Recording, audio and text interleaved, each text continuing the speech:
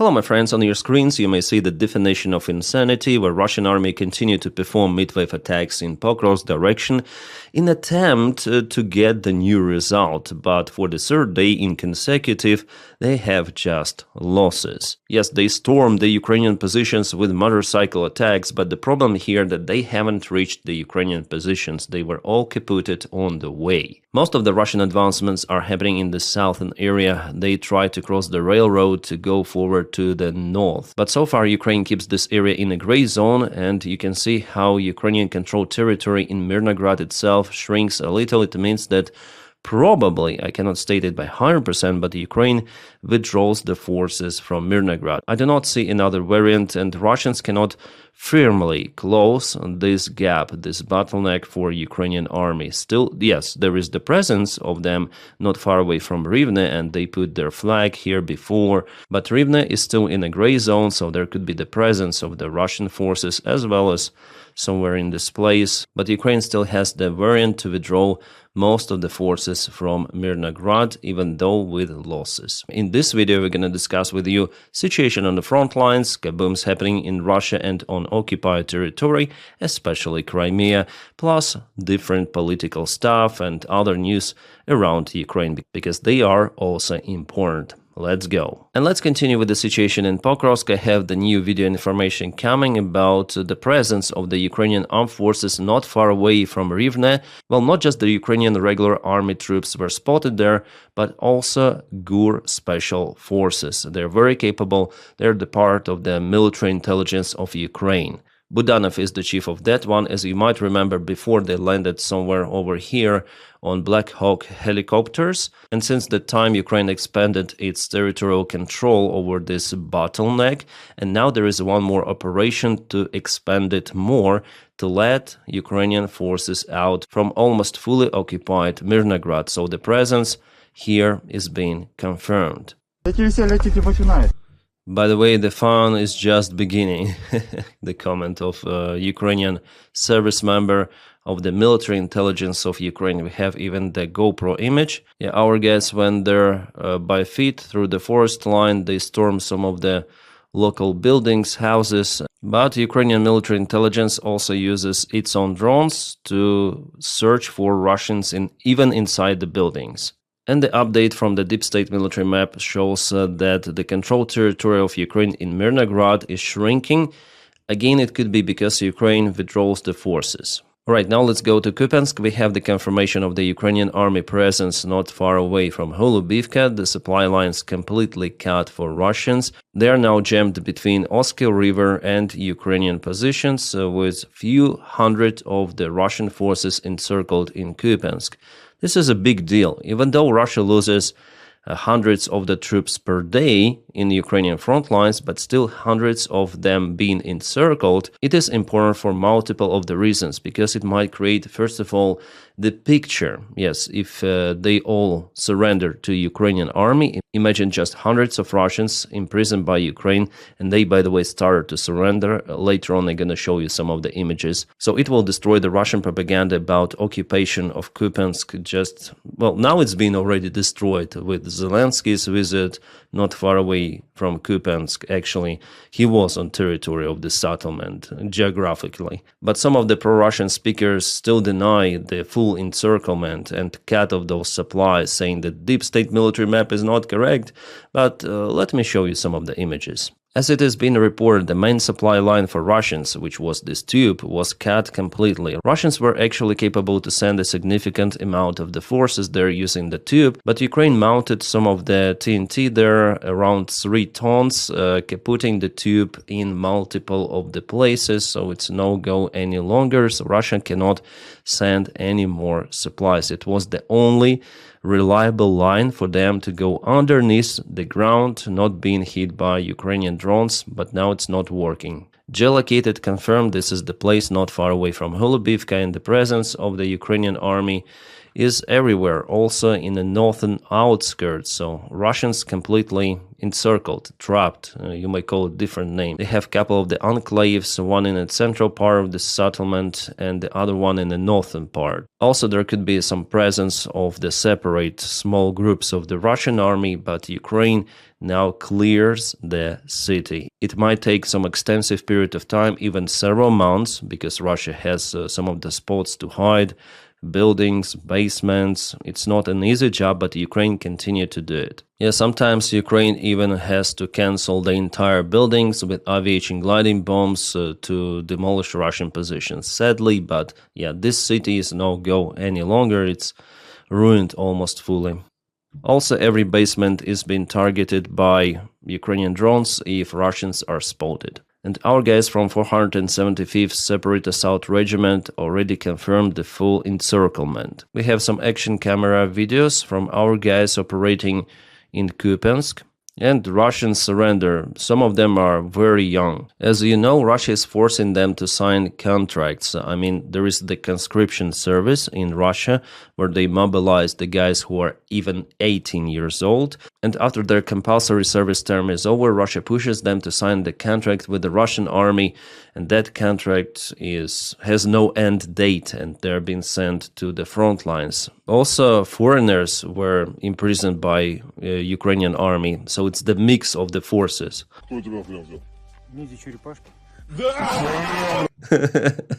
This is funny. Who imprisoned you? Ninja Turtles. Yeah, Ukraine actually takes lots of the Russian prisoners of war in Kupiansk, in Pokrovsk. They surrender. Yeah, the demotivation in the Russian army is very, very high because of their attitude within their army. It's crazy. The Russian commanders send their army men one way, and if they refuse to fight, commanders punish them with the help of another soldiers who do this punishment job. That's why in most of the cases they're quite happy to surrender to Ukrainian side. But some of them are brainwashed and continue to fight till the very last end. Yeah, so lots of the videos from the front line, and there are different cases of how Russians may surrender, may not surrender, because Russian commanders and Russian army, they tell their soldiers that you'll be tortured in Ukrainian army. It's better to fight, and in the worst case scenario, kaput yourself with grenade or something. So yeah, that's how they tell. Looks like Wagner army is also deployed in Kupiansk, but Wagner army is not that strong as it was before under Prigozhin. Now it's like a puppet army group of the Russian army.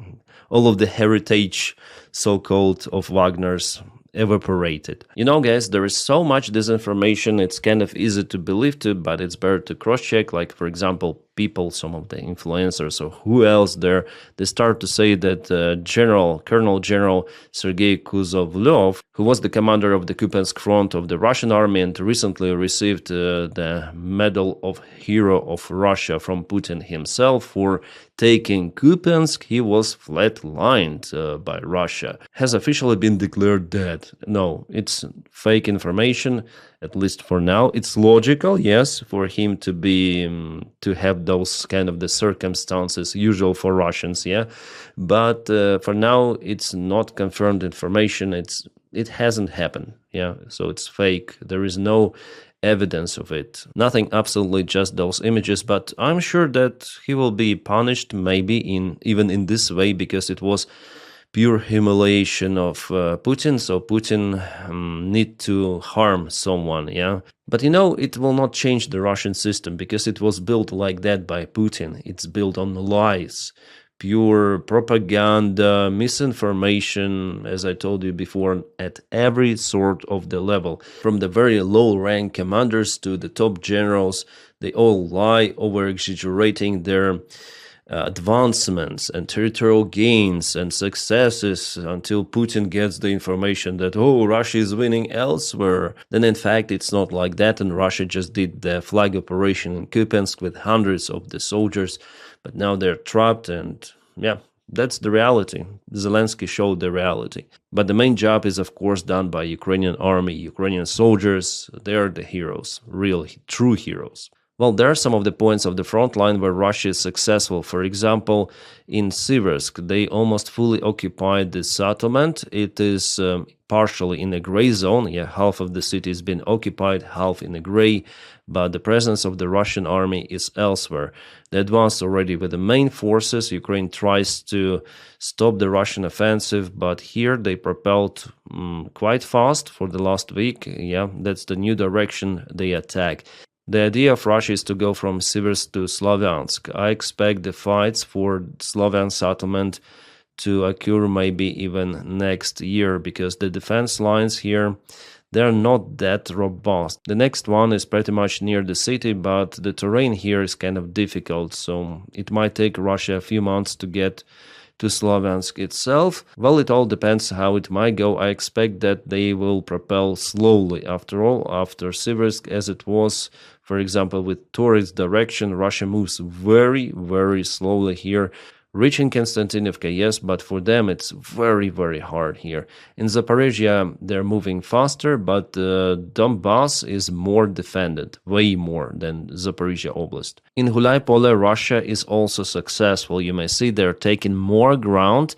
There was the gap, like for 3-4 days, they were standstill, but now they send a small groups of infantry and put their flags towards Zelena, and behind it there is the main Ukrainian defense line for this sector. Also, Russian aviation continued to use lots of the gliding aviation bombs in Hulaypole, forcing Ukrainian troops to leave the settlement completely. That's their strategy. They ruin everything, and only that is how they may propel. And if you check out Deep State, this is Siversk, where Russia moved. For the last couple of days, maybe a week, yeah, you see Russia moved quite substantially here. So eventually there is a variant for Russian army to take the entire Donbass in the next couple of years. Maybe it's going to be like that. But Russia will have to waste significant resources for that. And their economy, it will struggle. And that's why they want for Ukraine just to leave this area, for Russia to occupy the region and continue the movement towards Dnipro, towards Kharkiv. Why Putin is so happy about Kupiansk? Kupiansk is the Kharkiv Oblast. Russia hasn't put this one into its constitution, but Putin proclaims some fake victories for his army. He should have withdrawn the forces from this place. So it means that the goal of Russia is not just those 4 or 5 oblasts of Ukraine. Russia wants more. Kharkiv as well, Dnipropetrovsk. They want to create so-called Novorossiya connected to Russia, and for the rest of Ukraine behind Dnipro River, or maybe even less over here, to be pro-Russian puppet state. That's it. And here I want to show you the revenge of the Russian army in Kupiansk. You see this road with those anti-drone nets. Russia bombed the hell out of this place. I guess it's kind of familiar for you, yeah? This is the stele of Kupiansk. Russia uses the FPV drone to hit the name of the settlement of Kupiansk. They couldn't reach Zelensky personally, but they started to hit the place where he was staying. I think it's some sort of the cult. Like, they're so obsessed with Zelensky that they even hit the places where he has been. Some of the vehicles were hit, supply vehicles before. And this is the Stella, yeah, partially destroyed. And all of those anti-drone nets. Russia continued to use some thermite drones to hit those nets as well. So just imagine the number of the drones. Yeah, one of the drones just stuck here. It's the fiber optic control drone with kind of the large coil. Maybe it may fly by 20 kilometers long. So Russia is using its resources not to fight on the front lines, but to hit the places where Zelensky was. Okay. This video was filmed by our volunteers. It shows that the spot is under Ukrainian control and that definitely Zelensky was risking his life being at the spot. Yeah, he could be easily targeted by multiple of the Russian drones, but it is important. Like, that visit was definitely meaningful for improving Ukrainian morale and for showing to everyone that Putin just lies about the territorial gains. Kupiansk, we took Kupiansk. No. You see here in the picture, the sign was not that significantly damaged as I showed you on the previous video. Alright, to some other news, we have this epic image or video, slow motion, of the crash of Antonov 22, the Russian cargo transport airplane, yes, of the Russian airspace forces. This airplane was damn old, and as you see, the empennage just separated away, probably because of the poor maintenance of the airplane. They didn't see the metal fatigue coming. It's like Titanic, yeah, collapsed into two of the parts. One more video from another spot. It's not AI, guys. It's the CCTV cam. Yeah, all of the crew members are perished. They went to the lake, and Russia still tries to find them, but it's evident that it's no go. There was no fire because of the war, and big kaboom kaput, you may call it. The situation in the Russian army, by the way, Russian officials, they stated in 2024 that those airplanes were written off, but somehow they continue to operate. Yeah, I think on every sort of the Antonov airplanes that Russia continued to use, including Ruslan Antonov 1 to 4, it's impossible to perform the proper maintenance because the main facility and factories are located in Ukraine. And Ukraine is not supplying spare parts for the engines, other components, and there are simply not enough specialists in Russia to conduct the proper maintenance. So how they fly, maybe those cases will be more happens in Russia, right? Kaboom news. This is the occupied Crimea. Some of the oil base is burning. Well, it's not the only spot that was visited by Ukrainian drones the last night. There were multiple of the locations, including Feodosia, East Coast, West Coast, some of the Russian bases, some of the industrial complexes. We don't have lots of the videos coming because of the censorship in Russia, but some of the information is still going to the local Telegram channels and being published also by our channels, transferred. Also, Ukraine hit some of the trains in Crimea. Yantarne village, FP2 drones were working. This is a very powerful drone capable to carry more than 100 kilograms of TNT. Probably it's the fuel train that was hit, at least it's burning very, very bright. Also the fuel or oil storage. Bitumne oil base, the one you saw already in the previous video. Also, some sort of the base in the Donetsk region was hit, the place where probably Russians were hiding. It's the training ground of the Russian FPV drone operators. Awesome. Also in Russia itself, there were several of the kabooms. As usual, this is Kupiansk, a Russian oil base. Tulska Oblast, Russia, some of the kabooms. Yeah, definitely, Christmas is coming. Wow, beautiful. That's the hydroelectric station in Smolensk Oblast, by the way, not far away from Moscow. Shines bright like a diamond. Drones were flying to hit the Fimsky oil refinery Krasnodarsky Krai.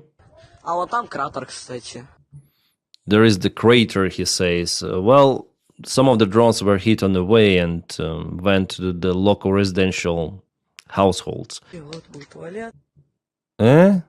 That's the standard Russian toilet. Okay. I wonder if the cameraman was in the toilet by the time of the kaboom. Maybe it saved him. And yes, the Trump color sky over Afimsky refinery. So some of the drones made it to the target. Some of them were shot down by the Russian air defense. As usual. Penza, Russia, something went wrong with the train. Oh, it's nasty there. Lots of the oil or maybe diesel fuel. It didn't ignite. Otherwise, it could be a little bit warm for locals. Looks like something went wrong with the train. And this is Ukraine already. Yakovlev 52 shuts down the Russian Shahid drone. War Thunder, yeah? Shahid is screaming, engine is still working, but boom, nice. Yakovlevs could be effective, yeah, they shut down lots of the drones. Interesting. The last night Russia also attacked Odessa infrastructure, Sumy, and some of the regions of Donbass. As usual, every night there are exchanges of the strikes from Ukraine, from Russia, but Ukraine aims just for Russian important logistic facilities, infrastructure, which is used to supply Russian army or support Russian economy. No civilian buildings are the targets for Ukraine. But Russia, as we know, they precisely hit sometimes Ukrainian multi-story residential buildings. That's the video we have from that ferry that was transporting, as you can see, trucks full of freaking tomatoes. Those are not granados, Russians. Those are tomatoes. That's the ship they hit. Russia already said that the ship was transporting military equipment for Ukraine. Well, it seems like Ukrainian soldiers may just throw tomatoes at Russians and it will be enough for Russians to kaput, looks like, according to the Russian propaganda. Yeah, that's what Russia is fighting against. They call it a response, but initially Russia targeted the LNG tanker, also in one of the Ukrainian ports. It was 1 month ago, and well before they hit lots of the Ukrainian port infrastructure. So Ukraine decided, okay, you do this stuff, we're gonna sink down your tankers in the Black Sea. And Russia now tells, oh, it's our response on those vessels supplying this military equipment to Ukraine. They're stupid. All right, couple of the words about the peace talks or peace deal. Zelensky has arrived to Germany, Berlin. There will be the meeting between European representatives, Ukrainian president, and Kushner plus Witkov, those partners of Trump, Putin, whatsoever. And Ukraine is just an obstacle. For them, it would be a perfect scenario if Russia occupies Ukraine once and for all to make the deal with Russia. But it doesn't work like that. And Ukraine still has the support from our allies. Zelensky said himself personally that we will not agree on giving Russia Ukrainian territories, and Russia will never accept another deal because they just want to take new territories, more territories. That's their goal.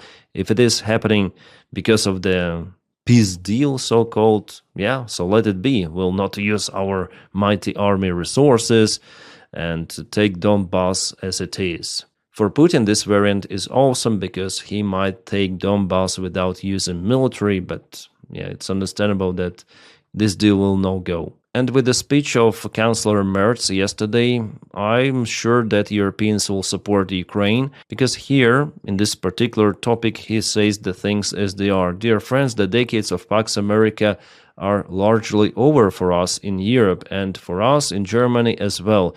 It no longer exists as we knew it. So the previous world order is being ruined by Donald Trump and Russia. That's the way it is. The Americans are now very, very aggressively pushing their own interests. And that can only mean one thing, that we too must now pursue our own interests.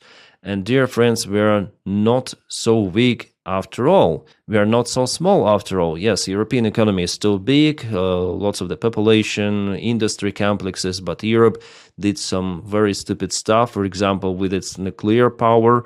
As I see it, the decision to cancel this type of energy in Germany was not that great. For many of the factors, maybe I'm gonna tell it in separate video on my another channel. By the way, guys, I have another channel. Yes, it's called Captain Dennis, and every day I post videos there about random stuff and also a stream. So please check it out in the video description.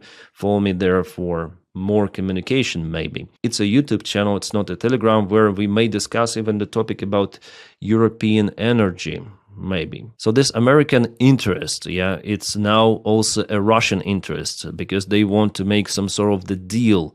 I mean, Trump and Putin, they want to earn money and they want Europe to pay for everything. There is now the deal even about the Russian frozen assets that could be potentially used by Americans for reconstruction of the Russian economy. What? It is a war of aggression by Russia against Ukraine, against Europe, and if Ukraine falls, it won't end, so will not end. Just as the Sudetenland wasn't enough in 1938, Putin doesn't stop, and everyone who still believes he had enough, should carefully analyze his strategies, documents, speeches, and public appearances. That's what I tell on my channel exactly. You need to just listen what Putin says. He wants this war to continue. He declares it each time. He says nothing about peace. He says about the deal with America that pursue the interest of the special military operation. All of his officials, including himself, Putin, they say that they're gonna reach the goal of SMO, doesn't matter in diplomatic way or in military. That's how they say. But Vitkov, Trump, they are blind, or they want to be blind, it's better to say. They want to have this deal with Russia. They don't care about Europe. They don't care about Ukraine after all. Another problem for Europe that still it doesn't have that strong military production as, for example, the United States of America. It doesn't have the common army, common coordination, logistics, and the really decisive mechanism to use its military forces against the possible aggression. Under all of the previous presidents of the United States of America, there were reassurances for Europe that, okay, we're going to protect you. We are NATO alliance, everything is great. But then this orange buffoon came in power. He destroyed all of that. Previous order, as Mert says, is gone. And Europe simply doesn't have enough time to boost its military. There is the window now for Putin to act in Europe as well. That's why I think that there is the great possibility for the war to erupt somewhere in Baltic states. I think it's going to be maybe in parallel with the Ukrainian war. So Ukraine is very important now for Europe. First of all, it holds the Russian aggression, and secondly, it's the biggest army on the continent from the Western side, from the Western democracies, and also capable army. Still, yeah, you saw the operation in Kupiansk, multiple of the counteroffensives, like it happened also in Dobropilya.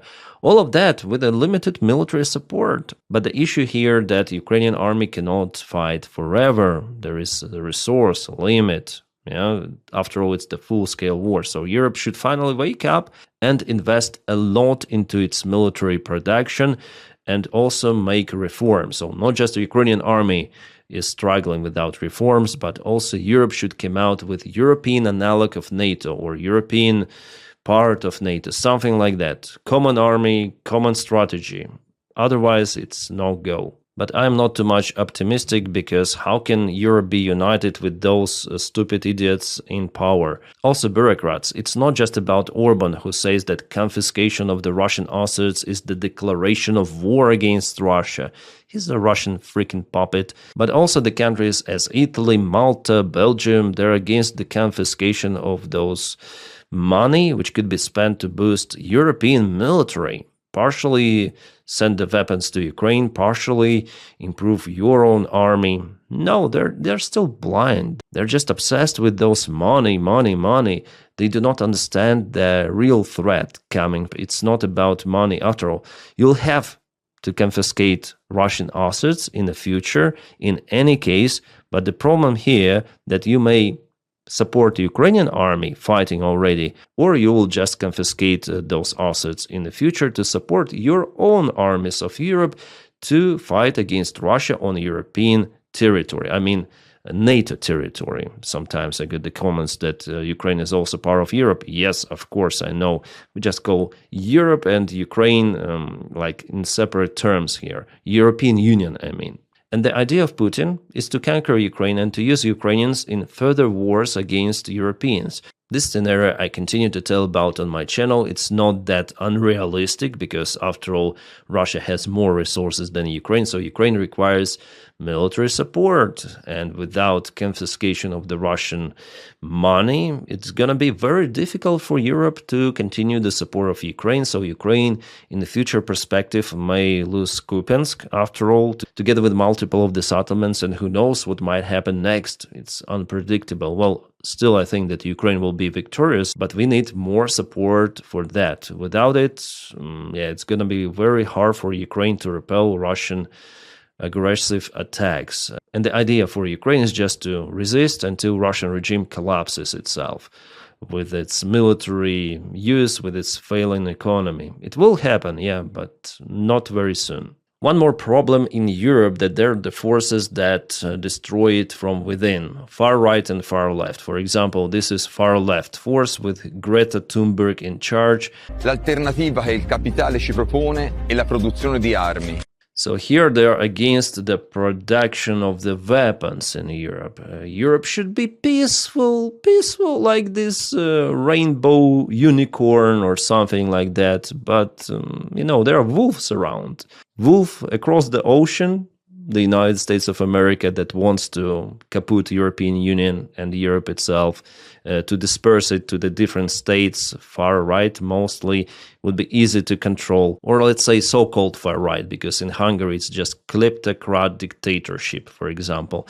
And wolves from the Russian side, the most aggressive, maybe you might call it a bear. That bear is bleeding, it is crazy, it has rabies, it is willing to attack anyone around. But no, unicorn should be pink and fluffy. Yeah, we are far lefties. What is this? A new type of the swastika? For me, far left, far right are the same, especially if we speak about the foreign policy. I hate Nazis, I hate communists, and what I see here are the communists. So their policy and the policy of, let's say, Orban is the same. We should not arm our countries, we should not defend ourselves. That's what they say. And you know what? Russia supports both of the sides. It was uncovered multiple of the times that far left and far right, they receive money from Russia. Yeah, two biggest problem for Europe, lack of unity and lots of the chauvinist populist parties, which could win in elections, block of the military support for Ukraine, block all of the military initiatives within Europe, and that will lead to the big war, so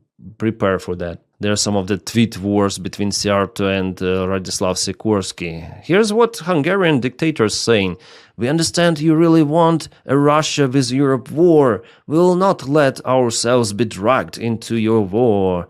Sikorsky says, unless Russia invades again, there won't be such a war. But we understand that this time you would be on her side. Yeah, Hungary took the wrong sides multiple of the times, actually, as it takes right now, yeah? So hopefully with the next elections we will forget the surname Orban. Alright, we have the reaction from Ushakov, who is a main advisor of Putin on negotiations happening in Berlin. Actually, this video was recorded 2 days ago, and it really shows that they don't give about those negotiations. They say that they will not accept changes to the plan done by European partners and Ukraine. It's no go for Russia, yeah? You may communicate, you may blah blah blah, but Russia will not accept it. And even in American media, there was the information that Witkoff and Kushner, they're not sure yet that Russia may accept that deal or not, with changes, without changes.